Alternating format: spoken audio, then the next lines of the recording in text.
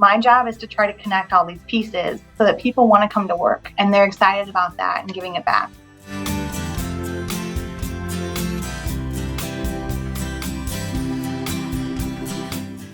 Hi, so I'm joined by Michelle Agnew, who's the Global Head of Learning, Engagement and Culture at CNH Industrial, where she leads initiatives that build leadership, capability, enhance employee experience, and embed cultural alignment worldwide.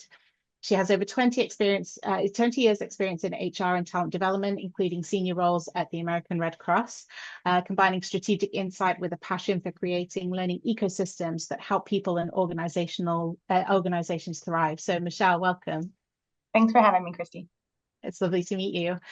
So I just wanted to sort of pick your brains in terms of what's happening in the world of L&D from your perspective right now, and just sort of see where that conversation takes us. But the first question I'd love to ask you is, how would you describe the current state of learning and development, and what does the future of L&D from your perspective look like?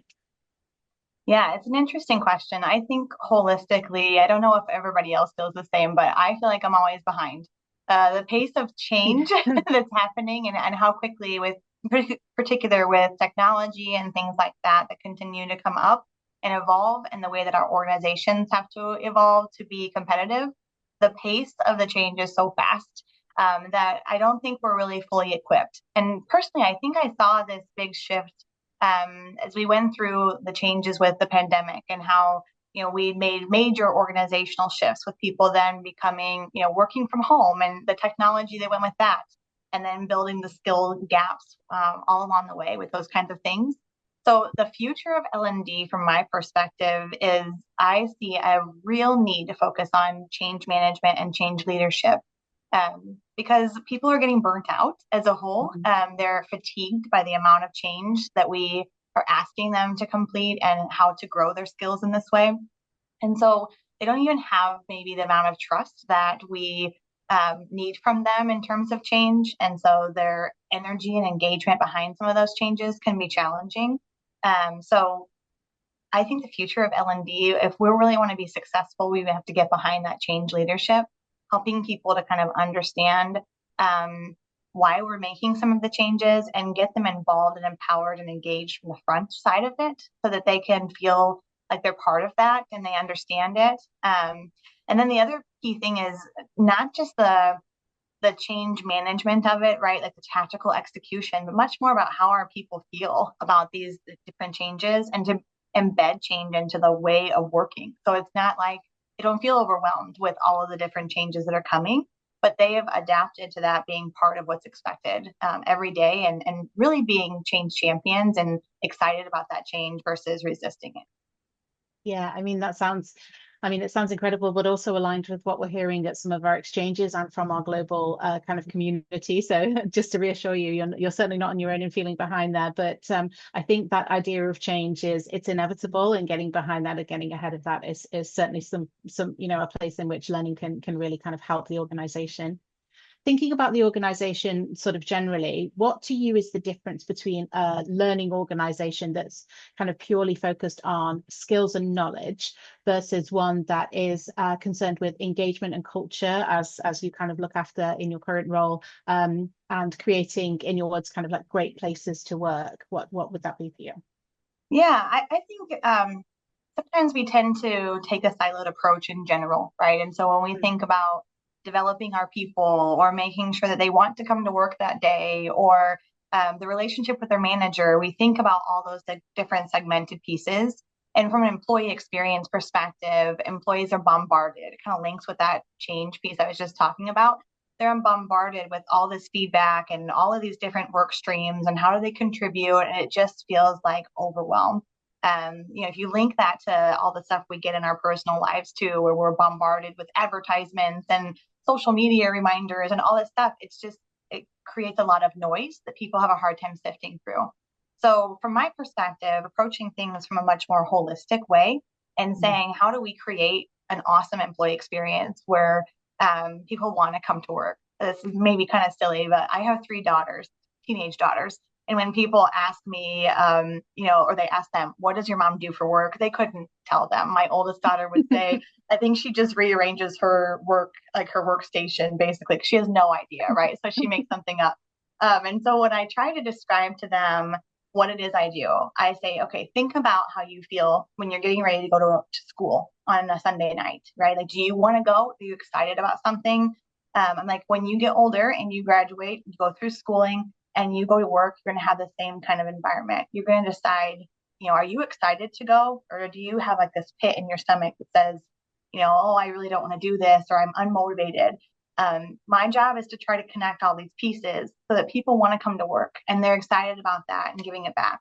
So I think looking at it from a more holistic approach gives you the opportunity to connect pieces and dots that maybe might be second nature to some of us who work in this space, but from an employee experience get lost when people connect it or don't connect it because there's just so many things coming at them.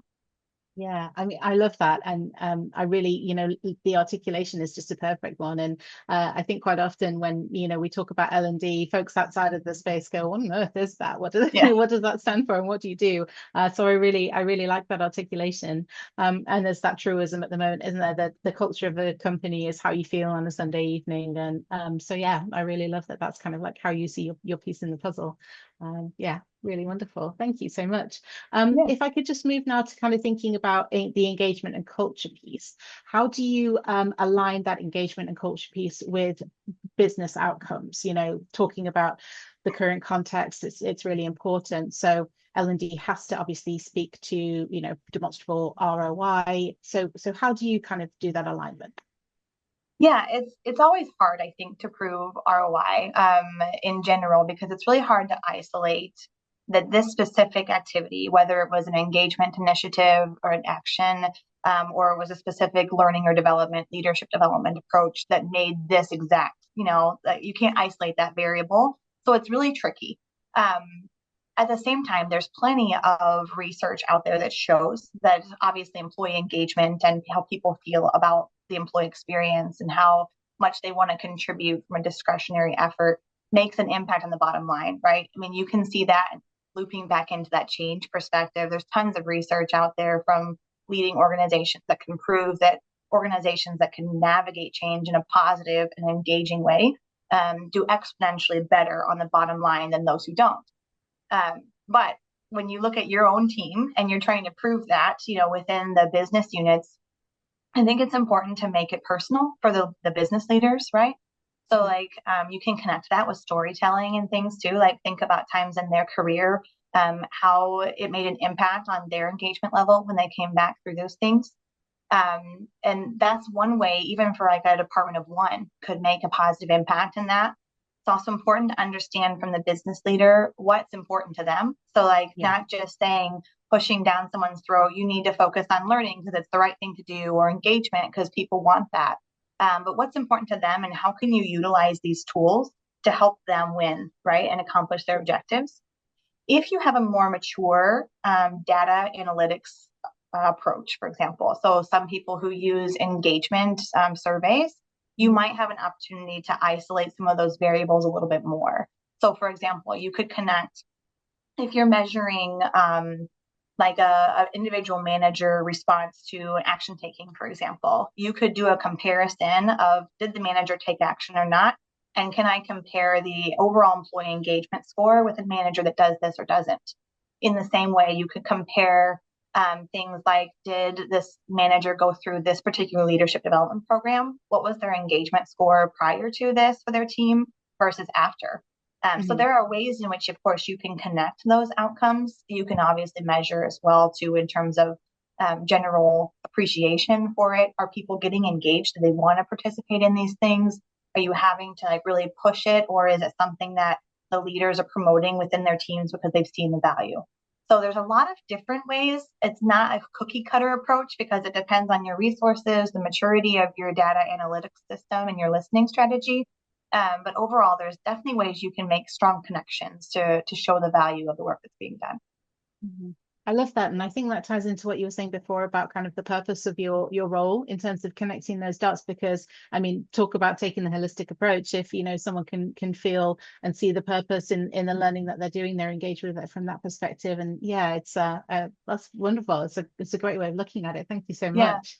They're truly Um, all connected, Chrissy. That's the thing. Like, yeah, so when I talk about not being able to isolate something from an ROI perspective, it's yeah, also like there's a correlation between them, right? So like going back to that engagement data, there's a strong correlation that says if you focus on, action taking, for example, that alone demonstrates your engagement with your teams.